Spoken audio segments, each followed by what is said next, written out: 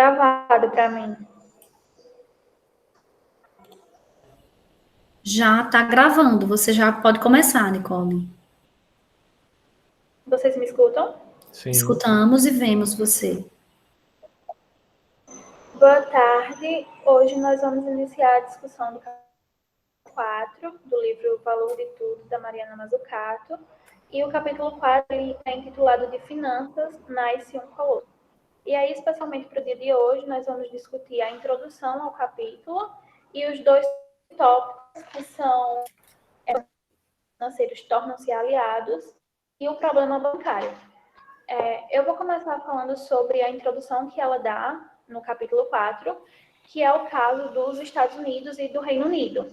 E ela fala sobre a expansão do sistema financeiro desses dois países, que para as nações vistas de fora, essa expansão do sistema financeiro seria um sinal de sucesso dos dois países, atribuídos a uma mobilização de capital para impulsionar o desenvolvimento econômico e gerar exportações em uma época em que a indústria e a agricultura estavam em queda e haviam passado a ser importações líquidas.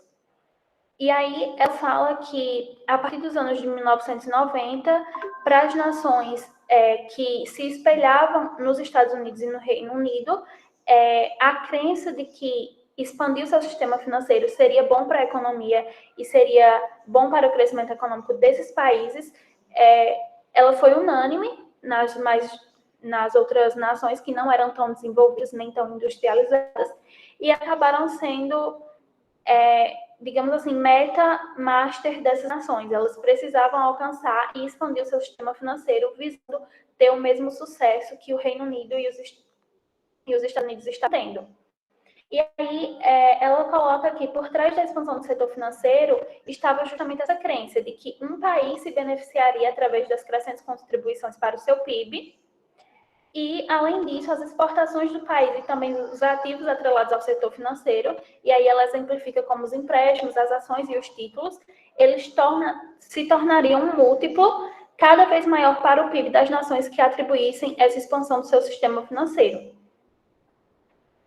E aí ela coloca que essa celebração das finanças por líderes políticos e banqueiros especialistas, eles não eram universalmente compartilhados pelos economistas, uma vez que essa visão ela entraria em conflito com a experiência comum dos investidores empresariais e de famílias para quem o controle do fluxo de dinheiro por parte das instituições financeiras pareceriam assegurar a prosperidade da própria instituição, que no caso seria os banqueiros e o sistema como um todo, o sistema financeiro, do que propriamente os seus clientes, que seriam e deveriam ser a parte mais importante de tudo isso.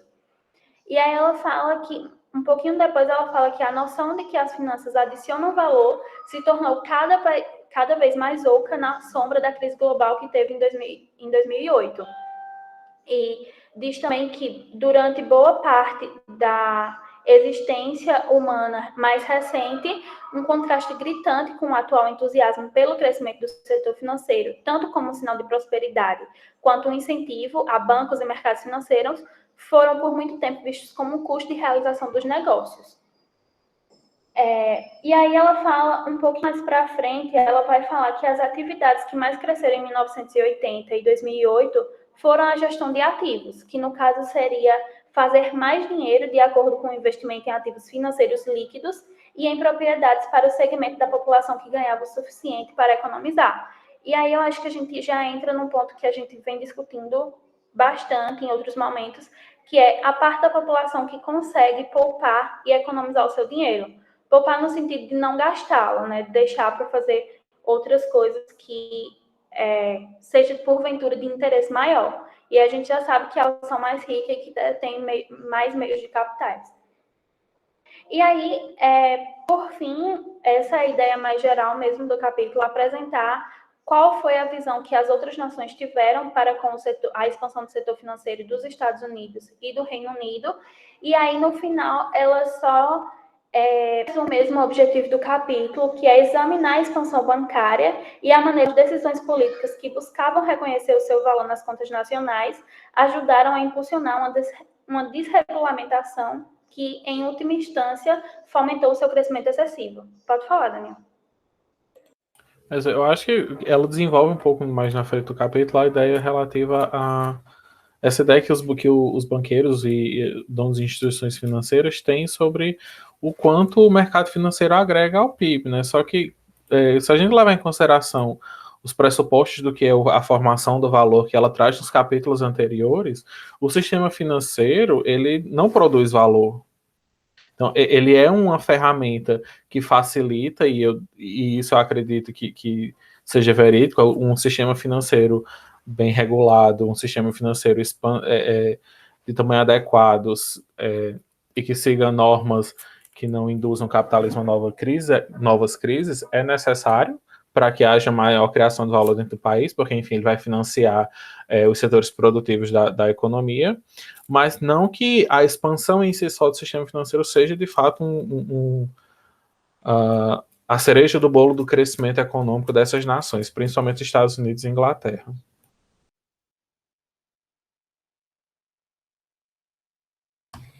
Eu acho que Daniel tocou num ponto importante que eu queria tocar, que é a gente lembrar, eu estou bem escura minha imagem, mas vocês estão me ouvindo direitinho, né?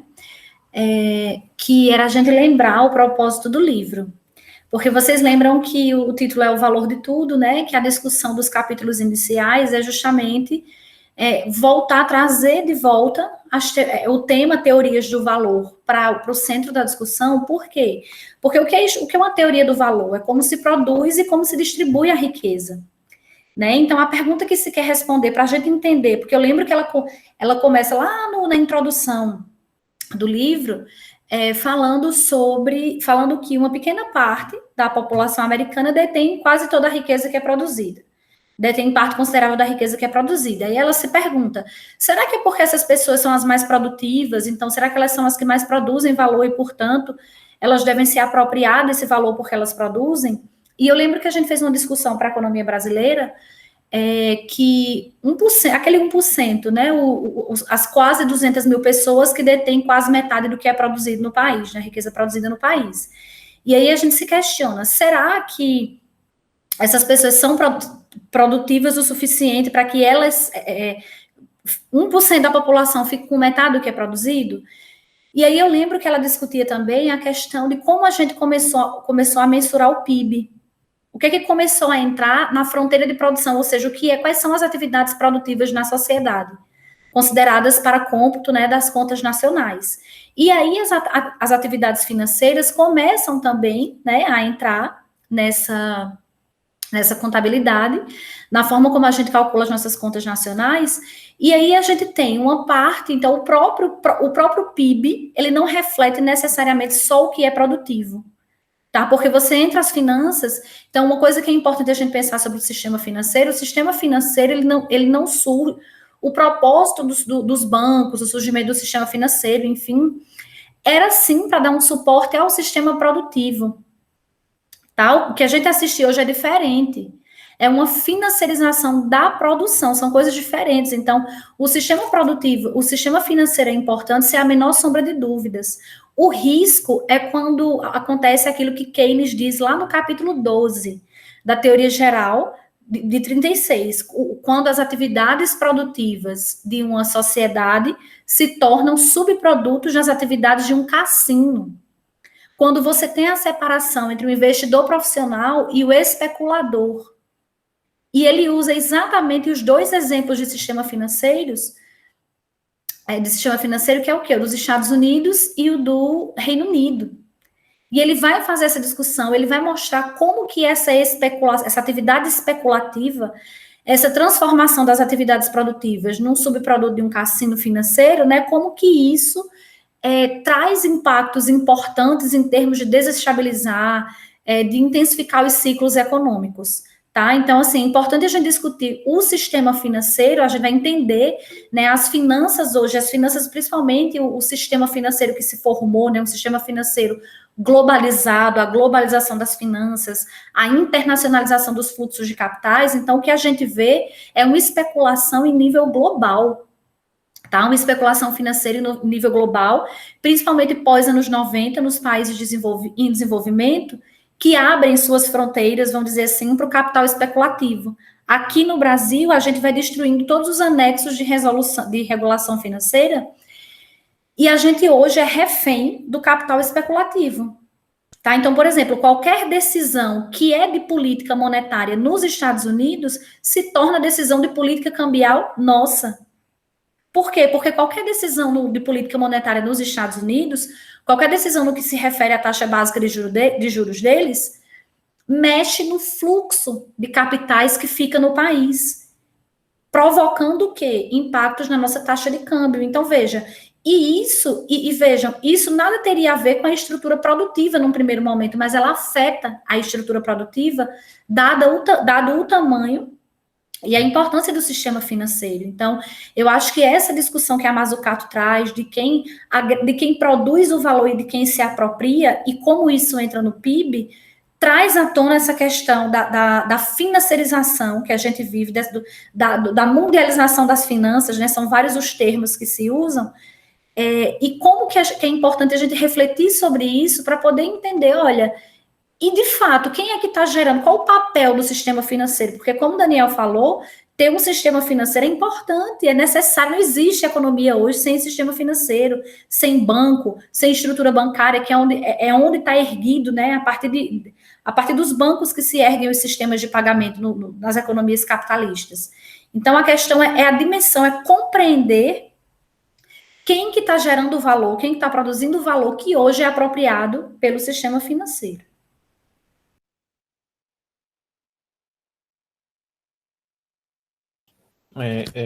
Eu acho que contemplando, mas o que eu ia falar foi meio que contemplado por Carlos, né, que eu acho que um dos principais exemplos de sistema financeiro mal regulado e o impacto disso no setor produtivo são as economias periféricas, e daí a gente tem, acho que exemplos que vão bem além do Brasil, que é o caso da Argentina, que hoje não consegue desenvolver seu tecido produtivo, principalmente tecido industrial, por causa de um sistema financeiro falido, um modelo de sistema financeiro que é falido, totalmente rendido ao capital especulativo, bem mais que o brasileiro.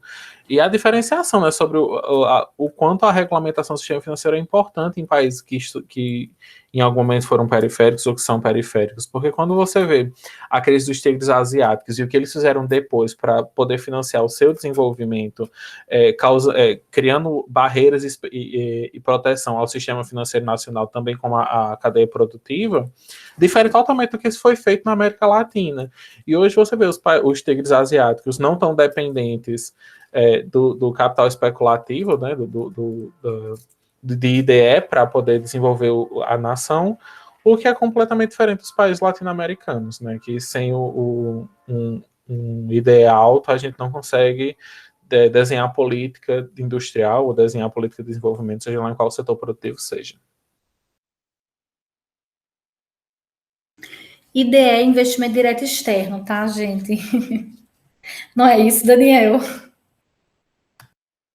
Eu fiquei com uma dúvidazinha numa parte da leitura que Nicole não falou, quando fala que as finanças tiraram muitos cientistas e engenheiros, né, de seus trabalhos de produção direta. Então, dá para entender que essa retirada que ela fala é como se fosse uma absorção desses trabalhadores para o sistema financeiro, ou eu entendi errado? Gente, vocês lembram do vídeo da Maria da Conceição Tavares? O vídeo que a gente postou, né? Lembra que ela fala que para trabalhar nas finanças você não precisa fazer economia, né? Que se você estiver pensando em fazer economia para entrar no mercado financeiro, você não precisa desse, você pode ser engenheiro, você pode ter qualquer outra profissão. Então, você vai vendo, por exemplo, os bancos vão contratando muito engenheiros para ocupar postos, digamos assim, até postos de hierarquia alta. Então, é essa absorção, e o Kim, é nesse sentido, você tira essas pessoas do foco para... Ninguém vai fazer alguma engenharia para trabalhar no mercado financeiro, inicialmente, né? Essa não é a proposta de um curso de engenharia. Mas acaba que esse tipo de profissional, dada o desenvolvimento que eu falo no sentido, o alastramento, o crescimento mesmo das atividades financeiras, acabam indo para esse segmento, porque, embora não tenham se formado para tal, eles têm capacitação para tal. Então, estar no sistema financeiro não como é que diz? Não é particularidade, não é exclusividade dos economistas. Entendi, professor, entendi. Eu queria fazer um comentário, quando eu estava fazendo a leitura, né, eu percebi que Mariana Mazzucato comenta que antigamente o sistema financeiro, né, no início do século XX, ele seria apenas, o setor financeiro, melhor dizendo, né, ele era apenas distributivo, ele não era criador de valor. E essa noção de criação de valor que surgiu, se for analisada mais a fundo, ela comenta que não seria uma criação de valor, é apenas assim uma extração, né, mostrando o quão improdutivo seria o mercado financeiro nesse sentido. E ela comenta muito da questão dos bancos de investimentos e dos bancos comerciais terem absorvido ambas funções, fazendo com que acabasse tendo uma confusão no mercado financeiro, né? E antigamente os bancos eram sim muito essenciais. Schumpeter, inclusive, ela comenta que Schumpeter, né, ele reconheceu o papel dos bancos para o desenvolvimento, que os bancos eram sim importantes. Só que os bancos eles acabam tendo uma modificação, né, ganhando uma nova característica no século XX com essa desregulamentação. E com o fim do Bretton Woods, ela cita também que acabou o fim do Bretton Woods com Nixon, né, o presidente Nixon nos Estados Unidos, acabou impactando mais ainda. E sobre essa questão do capital especulativo que Carla e Daniel estavam comentando, eu estava lendo que o seguinte, né, ela comenta bastante a questão do efeito borboleta. Ela até cita em alguma parte o efeito borboleta. Por quê? Os bancos grandes hoje em dia, né, ela bota até em aspas, não tem medo de quebrar, porque se eles quebrarem, eles vão afetar toda a economia global. Então, eles pensam, né, que o Estado vai resgatar eles caso eles cheguem em alguma crise, e por isso eles não têm medo de investir em capital especulativo, e eles investem em derivativos, securitização, enfim. Como Isso aconteceu no é, caso Milari, do... uma expressão que ficou conhecida na crise de 2008, que chama instituições too big to fail, são grandes demais para falir, porque se elas vão à falência, elas saem levando uma quebradeira, como o sistema financeiro e o sistema produtivo estão completamente vinculados hoje, seja via sistema de pagamento, seja via empréstimos, enfim, de todas as formas eles estão vinculados, então você gesta ao longo dos anos, é muito interessante a gente estudar essa parte. Às vezes dá tempo ver em monetária, mas quase sempre não, até porque não está na ementa, é só quando dá tempo mesmo. Quando a gente estuda as inovações, tá? As inovações financeiras em termos de investidores institucionais, quando você vê o que aconteceu depois da lei Glass-Steagall, né? Porque o que acontece? A gente tem a crise de 29, né? E aí você tem um novo modelo de regular as atividades financeiras em que você promove a separação, né, das atividades do sistema financeiro. Só que ao longo do tempo, as próprias inovações financeiras, elas vão criando um ambiente, criando um espaço em que você volta a criar grandes conglomerados financeiros, grandes supermercados financeiros, então, instituições financeiras que fazem tudo. E aí essas instituições, elas vão sendo grandes demais para gerir e grandes demais para falir, de modo que o Estado não vai permitir que essas instituições cheguem à falência, porque elas levariam junto boa parte do sistema financeiro e da estrutura produtiva que está umbilicalmente ligada, né, ao sistema financeiro. Isso se viu muito em 2008, né, na crise do subprime. Acho que o exemplo mais emblemático disso foi o Lehman Brothers, né? Porque os Estados Unidos, ele comprou quase todos os bancos que estavam para quebrar ou comprou, financiou as dívidas, né? Quando chegou no Lehman Brothers, ele disse, olha, agora não vou mais fazer, porque, enfim, diversas razões políticas e discussões do Congresso, mas quando o Lehman Brothers quebrou, foi quando a crise de fato explodiu na cara dos Estados Unidos de uma forma meio que irreversível, e não só nos Estados Unidos, né? Que ela irradia para a economia mundial.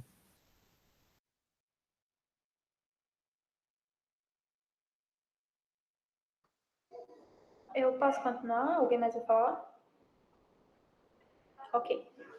Então, a gente vai começar a discutir agora o primeiro tópico do capítulo 4, que é bancos financeiros tornam-se aliados. E aí, para começar esse capítulo, ela fala que, apesar da crise de 2008, a crença dos formuladores das políticas no valor das finanças, ele não diminuiu, e pelo contrário, né, insistiu-se em que mais capital de cada economia fosse atribuído aos privados, aos bancos do setor privado. E, além disso, ela cita um apoio com uma política monetária, na qual ela diz que a política monetária é uma política monetária frouxa, a qual a taxa de juros próximo de zero seria complementada pela compra de títulos estatais ou mesmo de empresas por parte dos bancos centrais, com o intuito de manter seus preços elevados.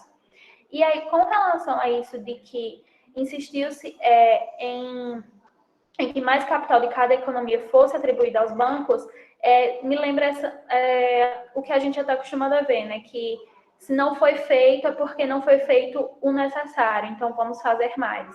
Para que as coisas, essa justificativa de que as coisas não deram certo porque não foi feito o suficiente. E aí, partindo disso, ela fala que os países que buscaram atingir os níveis de prosperidade dos Estados Unidos têm sido aconselhados há tempos, em especial pelos seus credores multilaterais, a fazer do aprofundamento financeiro a expansão e a desregulamentação de bancos e mercados financeiros, uma peça central em sua estratégia de desenvolvimento. E aí, ao mesmo tempo, ela fala que os mesmos credores acusaram as políticas que limitam os crescimentos dos bancos. Aí ela cita 2 exemplos, como o exemplo do teto das taxas de juros ou a restrição dos empréstimos, só um minutinho. Dos empréstimos estrangeiros, de repressão financeira como implicação de que a liberalização financeira era parte de uma liberação mais ampla. E aí ela fala que depois de 2018, os economistas que haviam instigado essa liberalização perguntavam se a liberação dos setores financeiros, da expansão dos setores financeiros não teriam ido longe demais. E aí, logo abaixo, ela fala que, ainda assim, eles consideraram as crises como uns obstáculos a um caminho em que se completava mais rápido quando o crescimento financeiro não estava bloqueado. Foi isso que eles, como justificativa para a expansão do setor financeiro, as crises seriam apenas um obstáculo no meio de um caminho que seria mais rápido quando o crescimento financeiro não estava bloqueado. E aí, depois disso, ela fala sobre um estudo do FMI que foi feito em 2015, que repensava o aprofundamento financeiro. E sobre esse estudo, ela diz que a conclusão dele foi que, embora os efeitos positivos da expansão do setor financeiro pudessem ser menores em relação aos países detentores do maior PIB per capita, ou caso ele crescesse depressa demais, há pouquíssimo ou nenhum conflito entre a promoção da estabilidade financeira e o desenvolvimento financeiro. E a maioria dos mercados emergentes ainda se encontrava em uma região de desenvolvimento financeiro de relativa segurança e na qual o crescimento é fomentado. E aí, mais para frente, ela fala que a convicção de que o progresso econômico exige um setor financeiro em crescimento, como os bancos, em destaque, é contraindutivo, porque... Só um minuto.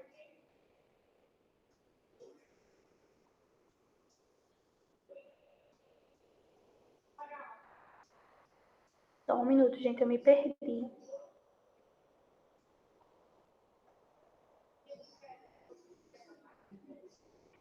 Aqui, achei. Ela fala que é contraindutivo em vários aspectos se intermediários financeiros promovem o crescimento econômico ao mobilizar capital, dando-lhe um melhor uso. Seria de esperar que o produto nacional, o PIB, crescesse mais rapidamente do que o produto do setor financeiro, diminuindo assim sua parcela no PIB. E que, de fato, esse deve ser o caso da maior parte dos países recém-industrializados, mais bem-sucedidos, caso, como se alega, os setores financeiros dos Estados Unidos e do Reino Unido tenham crescido mais do que suas economias domésticas, mediante a exportação de capital e serviços para o resto do mundo. E aí ela continua essa discussão e diz que, ainda assim, mesmo em economias capitalistas modernas, os bancos consolidaram seu papel no centro do universo financeiro, a ponto de ordenar resgates em massa quando sua solvência e liquidez evaporaram em 2008. Esse é o fim desse primeiro tópico, bancos e mercados financeiros tornam-se aliados. É um subtópico bem curtinho, né? Mas é importante, Nicole, é importante, e eu fico aguardando os comentários de vocês, tá, gente? Até agora só quem falou foi Carla, Daniel, Diwari e Nicole, que está apresentando. Os outros que estão presentes ainda não se pronunciaram, embora eu acredite que tenham lido o texto. Mas essa parte, inclusive, está nas entrelinhas a política de quantitative easing do Banco Central Americano pós-2008, né? A política de emissão de base monetária, né? Inclusive comprando títulos do setor privado, que vem sendo feito pelo menos desde 2008, né? Aquela política monetária, mecanismos de política monetária não convencional.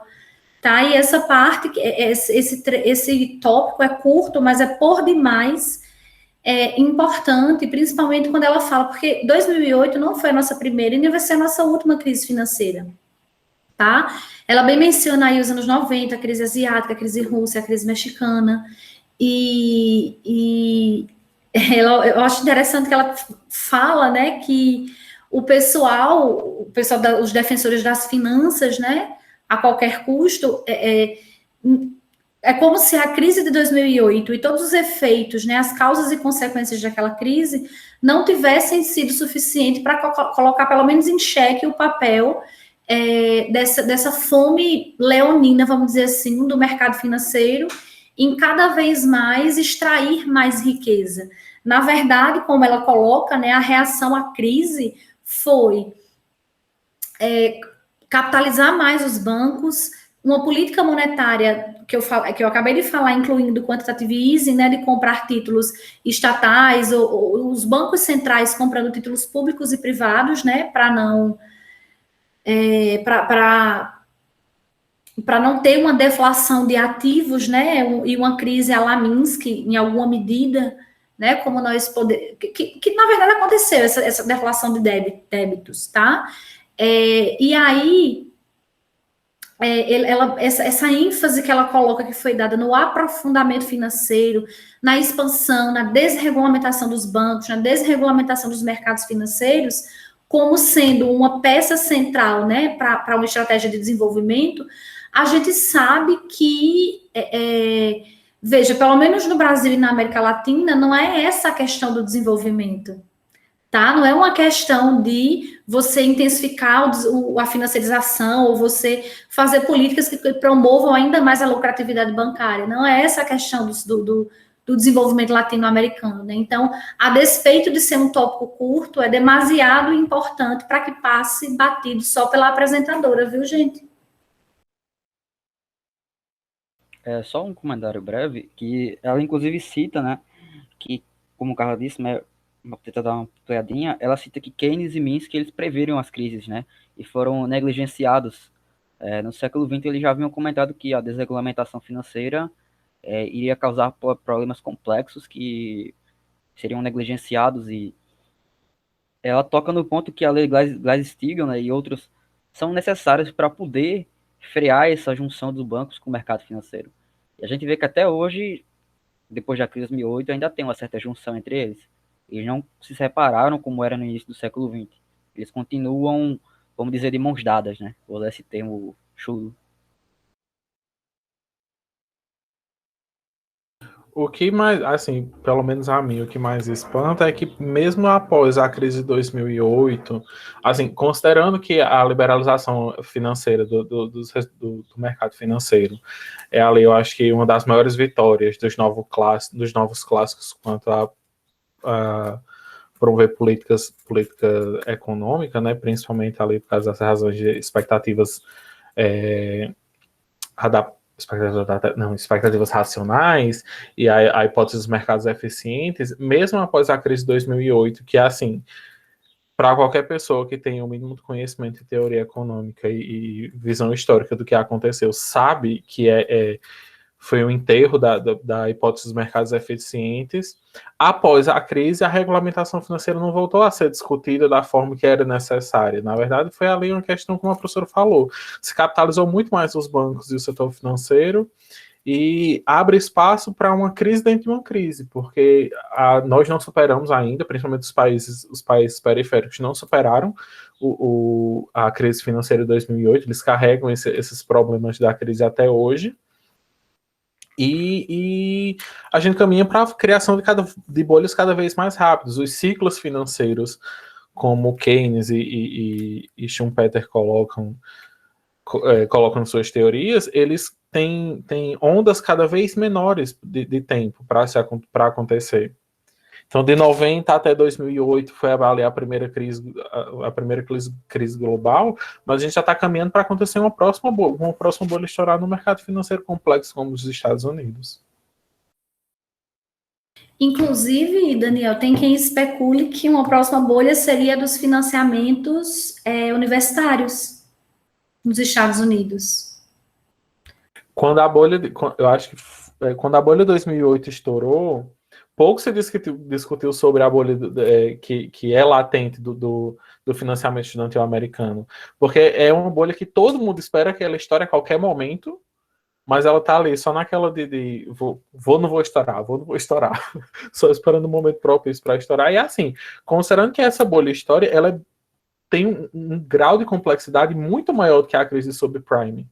Que a crise subprime era em papéis podres de uma escala secundária do mercado financeiro americano. A crise, as dívidas do setor educacional nos Estados Unidos, das faculdades e universidades, ela é um dos papéis, assim, elas estão ali nos papéis principais dos bancos americanos. Elas são uma das caras de frente de financiamento da grande maioria dos bancos americanos.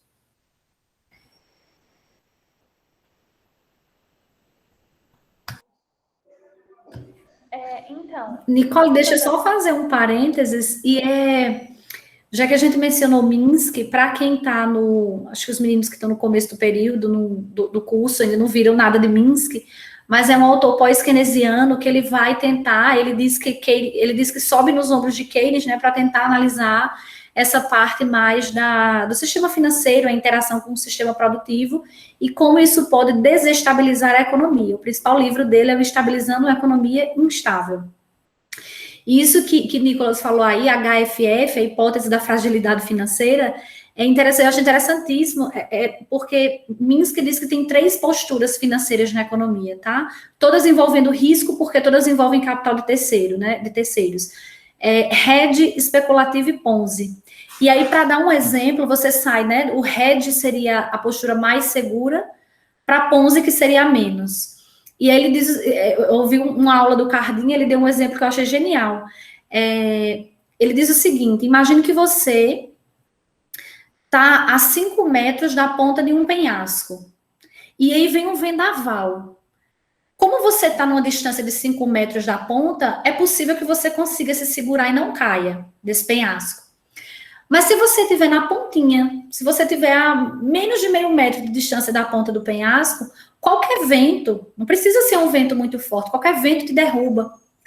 Então, é nesse sentido que Minsky vai falar dessas posturas. Então, ele diz, se na economia prevalecem posturas do tipo hedge, né, posturas menos arriscadas, vamos dizer assim, uma turbulência na economia, nos indicadores econômicos, na situação da economia, pode não necessariamente levar a uma grande instabilidade. Mas quando vem essa questão da fragilidade financeira, que você já está caminhando para posturas mais frágeis, onde predominam posturas do tipo especulativo e Ponzi, qualquer movimento na economia pode fazer tudo desandar, porque você está perto demais do penhasco. Né? Então, é por isso que ele diz, e quando é que acontece a passagem, né, dos especulativos, do hedge para o Ponzi? É nos momentos de estabilidade. É quando a economia está crescendo, é quando tem a estabilidade, quando tem a estabilidade, você acaba tomando posturas mais arriscadas, assumindo posturas mais arriscadas, de modo que você tem o tempo todo na economia hedge se transformando em especulativo, especulativo se transformando em Ponzi.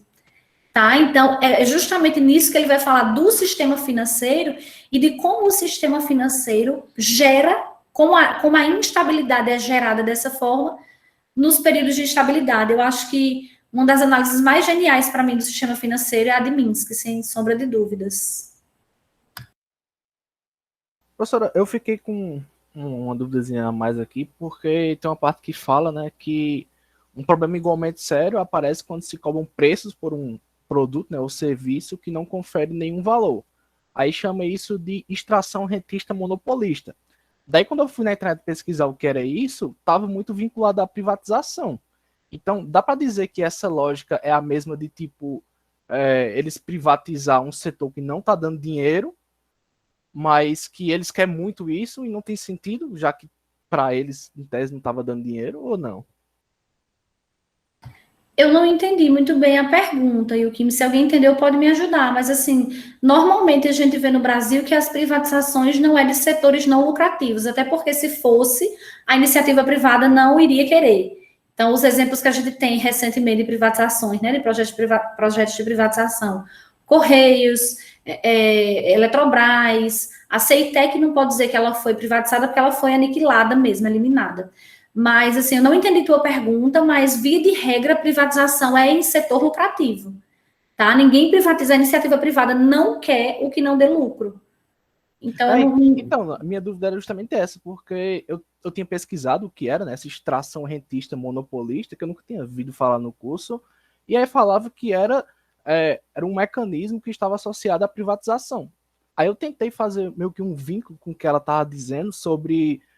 Mas aí, Kimi, você tem que ver o contexto que ela está falando, porque o que você pesquisou no Google de extração rentista monopolista e que associaram no Google, não sei onde você achou, a privatização pode não ser o contexto que ela está usando. Entendo, A gente tem que entender o contexto que ela está usando, extração rentista, no caso, é simplesmente você extrair a riqueza que é gerada por ter o monopólio de alguma atividade, seja ela geradora ou não de valor. Por você ter um monopólio, você extrai uma riqueza que não necessariamente foi você que criou. Então, para além de tentar fazer essa ligação, que é importante, né, nas pesquisas de vocês, do que o Google disse, tem que entender o contexto que ela está dizendo. Entendo. Eu acho que o que me achou sobre extração rentista monopolista ligada à privatização está mais ligada àquela ideia microeconômica de peso morto, de excesso consumido, ou não, excesso extraído do consumidor por causa de empresas monopolistas, lá dos manuais de microeconomia. Mas o que ela estava falando aqui é mais no quesito de tipo extração financeira de produtos, extração de valor de produtos financeiros mesmo, né? A ideia de que os produtos financeiros eles não geram valor e apenas extraem valor. Isso aí remete mais à teoria econômica marxista e esse tipo de coisa, que fala sobre os mercados financeiros serem apenas serem parasitas e extraírem valor. Ela até fala, logo em seguida dessa parte, e o Kim, ela diz assim, ó, ela fala da extração rentista monopolista e diz o seguinte, ó, que é um ator que no tocante encurrala o mercado de determinado produto, revendendo com ágio mediante a retenção da oferta, ou seja, você retém a oferta, né, você acaba sendo monopolista daquilo, ou se colocando entre comprador e vendedor sem qualquer outro motivo que não seja cobrar uma comissão antes de se negociar. Tá? Então, seria essa extração de valor, exatamente o que ela diz antes de falar sobre extração rentista, né, monopolista, que é o que ela está falando, é quando você se coloca, quando tem um ator que se coloca aí entre as partes negociantes, com a função única de cobrar uma comissão, cobrar alguma coisa sobre algo que não foi criado valor, tá? Eu separei uma parte, eu vou falar daqui a pouco sobre isso, porque ela diz, antes de falar sobre extração rentista monopolista, ela fala que ela fala no segundo parágrafo, porém um problema igualmente sério aparece quando se cobram preços por um produto ou serviço, ou dele se obtém um lucro, que obviamente não conferem nenhum valor. Aí ela diz que isso é classificado e condenado como extração rentista monopolista. Ela fala isso, então, sobre isso. E aí, voltando à apresentação, sobre o problema bancário, agora, né, o segundo tópico do capítulo 4, ela aborda uma discussão que a gente já vem fazendo, né, durante o livro, que é os problemas na contabilidade nacional, quando as atividades que parecem adicionar valor à economia possuem produtos que não são precificados. E muitos dos serviços oferecidos pelo Estado e por organizações voluntárias se enquadram nessa categoria. assim como produtos do setor privado disponibilizados de forma gratuita. E aí ela dá como exemplo o Google e o navegador do Mozilla. E aí ela fala que normalmente as contas nacionais atribuem-lhe um valor, apesar da objeção de críticos do livre mercado que afirmam que bens e serviços não mercantis são subsidiados de maneira cruzada pelos produtores do setor de mercado, sendo para eles uma perda, subtraindo assim da produtividade nacional. E aí é quando ela vai falar sobre a extração rentista monopolista, que seria quando se cobram preços por um serviço ou produto, ou dele se obtém lucro, que não conferem nenhum valor. E aí ela fala sobre isso que Carla acabou falando, né, que o ator que no tocante encurrala o mercado, e depois disso ela fala sobre que até os anos de 1970, o setor financeiro ele era visto como um distribuidor de riqueza e não como um criador, pois se envolvia em atividades que eram estéreis e improdutíveis. E aí ela fala que os estados europeus do século XIX estavam convencidos de que os bancos adicionavam valor e eram fundamentais para atingir a modernização industrial e o crescimento econômico. Deixa eu ver. E aí, mais para frente um pouco, ela fala que a importância dos bancos de investimento na canalização dos fundos de investidores profissionais para a indústria produtiva, que ascendeu na agenda política porque as caixas econômicas que recebiam depósitos das famílias muitas vezes os perdiam para os esquemas fraudulentos ou excessivamente arriscados de ganhos financeiros, e assim eram levadas por leis a comprar, sobretudo, os títulos do governo. Para além disso, ela fala o papel singular dos bancos no desenvolvimento, que foi reconhecido por alguns economistas em meados do século XX. Ela cita Schumpeter e esse Alexander, que eu não sei pronunciar o sobrenome dele, em 1962.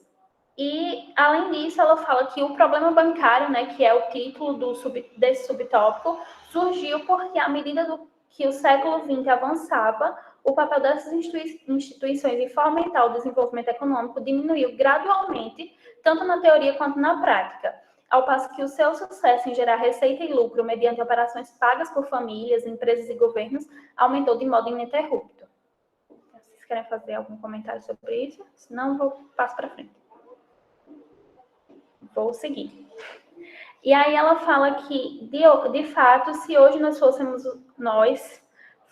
usar a fórmula do valor adicionado, que seriam os salários mais lucros, observaríamos que o setor financeiro está longe de contribuir com os 7,2% e 7,3% do PIB do Reino Unido e dos Estados Unidos, respectivamente.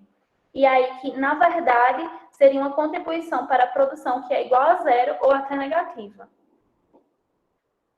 Depois disso, ela fala que a cobrança... Aí ela fala as justificativas pelas quais os bancos dão para a cobrança das taxas de juros, né?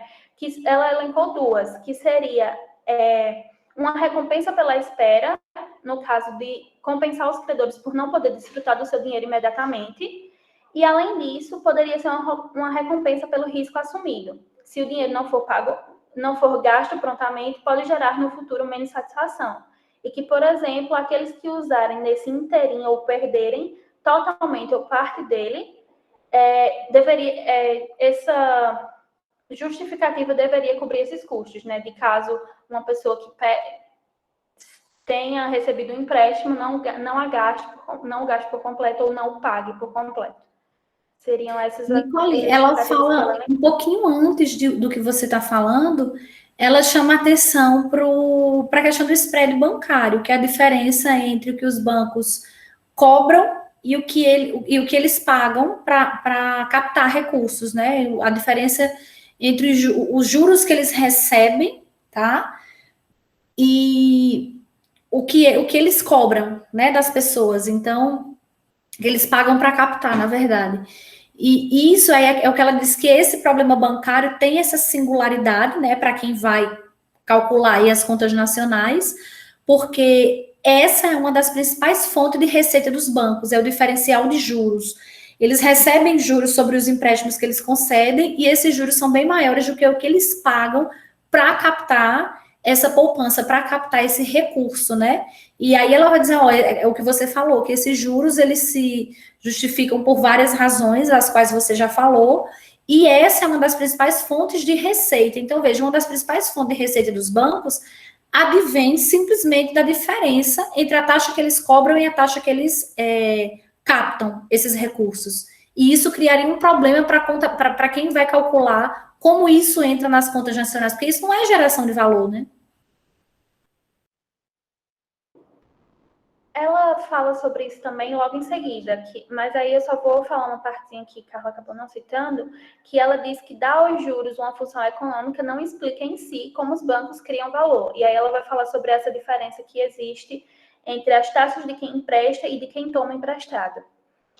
É basicamente isso que eu ia falar depois, que Carla já acabou antecipando. E aí ela fala que o conjunto de serviços, esse conjunto de serviços ofertados, né, coletivamente, a intermediação financeira pressupõe-se que, em vez de cobrar diretamente por esses serviços, os bancos impõem uma cobrança indireta a realizar empréstimos a taxas de juros mais elevadas do que as que se aplicam ao dinheiro que tomam emprestado. E aí ela fala que o custo dos serviços de intermediação financeira indiretamente mediados, que é o FIIs, na sigla em inglês, é calculado a partir de quanto os bancos podem incrementar suas taxas de empréstimo a seus clientes acima da menor taxa de juros disponível. Aí, para vocês que estão aqui, agora eu começaria a parte de Tiago, mas como já está próximo de acabar esse tópico, eu vou dar continuidade e aí a gente encerra essa parte. Caso vocês queiram fazer algum comentário, pode ficar à vontade. E aí ela fala que a persistência desse diferencial de juros segundo os economistas que inventaram os FIIs, um sinal de que os bancos estão fazendo um trabalho útil. E se a diferença entre as duas taxas de empréstimo e a captação aumenta, devem estar realizando um trabalho melhor. Isso é particularmente verdade, aí ela diz, é uma opinião que ela coloca, particularmente verdade, tendo em vista que, desde o final dos anos de 1990, grandes bancos foram bem-sucedidos na imposição de cobranças mais diretas para os seus serviços.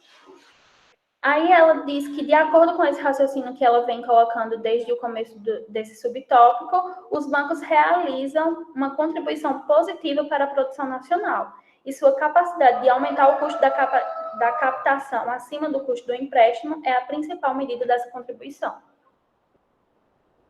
Aí, mais para frente, ela diz que os serviços bancários, eles são necessários... Vai falar, Daniel? Ah, tá. Que esses serviços, eles são, sim, necessários para manter a economia funcionando, mas que não significaria que os juros e as outras cobranças sobre os usuários desses serviços financeiros sejam um resultado produtivo. Mais para frente, eu coloquei só que ela fala sobre o FIIs, que eles garantiriam que a contribuição do setor financeiro para o PIB continuasse crescendo desde a turbulência financeira de 2008 2009, e principalmente nos Estados Unidos e no Reino Unido. Porém, se um serviço de intermediação se torna mais eficiente, deve absorver menos da produção de seus clientes, não mais.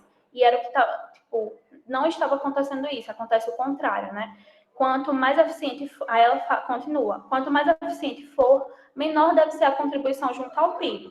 Agentes e corretores imobiliários, por exemplo, geram receita mediante comissão de venda de cada propriedade e se tornam mais eficientes a competição.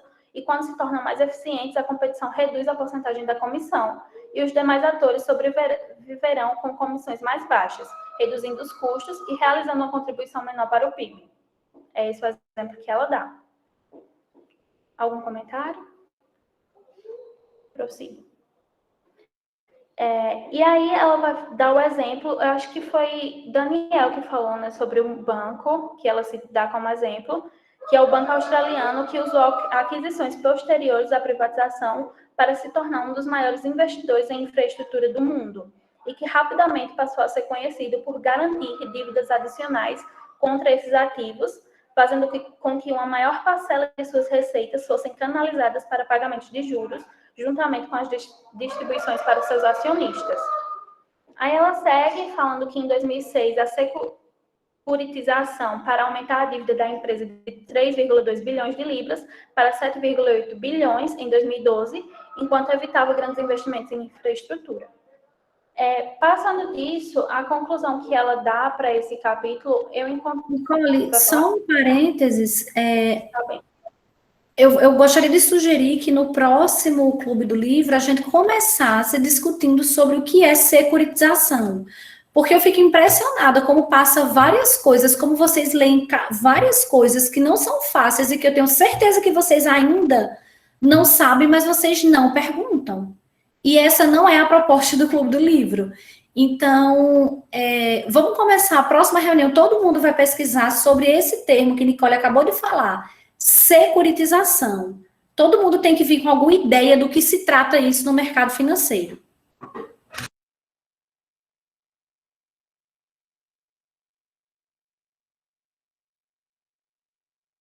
Pode seguir, Nicole. Tá bom. E aí, ela fala, para mim, eu acho que ela dá a conclusão do capítulo bem antes das últimas frases, né? Desse capítulo não, desse subtópico. Que ela diz que é difícil, pois, pensar a respeito do setor financeiro como qualquer coisa que não rentista, ou seja, um extrator de valor, que foi, eu acho que, o que Dilari acabou citando bem no início, né? E eu ia falar sobre isso, mas preferi deixar para o final. Eu acho que a conclusão do subtópico se daria aqui. Caso alguém tenha mais algum comentário. Mais alguma coisa, pessoal? Espero que a próxima reunião seja mais movimentada, tá? Pessoal, vocês leiam, eu sei que não é um tema fácil. Os textos da Mazzucato, a gente bem sabe que a introdução de um livro é densa, né? A introdução de um livro dela, o prefácio de um livro dela traz conteúdo que a gente precisa de tempo para digerir, mas aí vocês precisam, né, colaborar. O Clube do Livro é para ser dinâmico, não é para ser, enfim. Então, nós teremos próxima semana mais um Clube do Livro para terminar esse capítulo, daqui a 8 dias e não daqui a 15 dias, e aí a gente começa, antes mesmo de Tiago apresentar, conversando sobre o que é securitização, tá? E aí sem medo de errar, sem medo de passar algo errado, Wilkine, porque ninguém que está aqui nessa sala sabe tudo, a gente está aqui para aprender junto, e aí a gente vai aprender, discutir um pouco o que é securitização e entender como que essa inovação financeira radical, que é introduzida lá nos anos 60, como ela cria uma trajetória de desenvolvimento, uma trajetória, não é de desenvolvimento no sentido positivo, assim, mas uma trajetória de desenvolvimentos financeiros, de outras inovações financeiras, que acabam culminando com a crise do subprime em 2008. Então, é uma coisa extremamente importante para passar batido, nem que seja a critério de dúvida, o que é securitização, né? E isso aí vale para todos, tá? Pode encerrar, Nicole. Então, Só um comentário isso. rápido. Eu pesquisei, pelo que eu entendi, o CDB foi baseado na securitização, inclusive. Pelo que eu pude entender pesquisando por cima.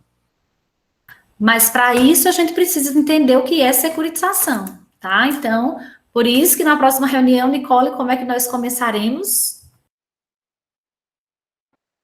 Discutindo o que é securitização. Vamos começar assim, o próximo Clube do Livro, pessoal. Muito obrigada por vocês que estiveram aqui na discussão presente. Quem vai assistir também, deixa aí um likezinho, um comentário, se possível. E é isso, gente. Obrigada pela participação. Bye, bye. Tchau, pessoal. Até breve.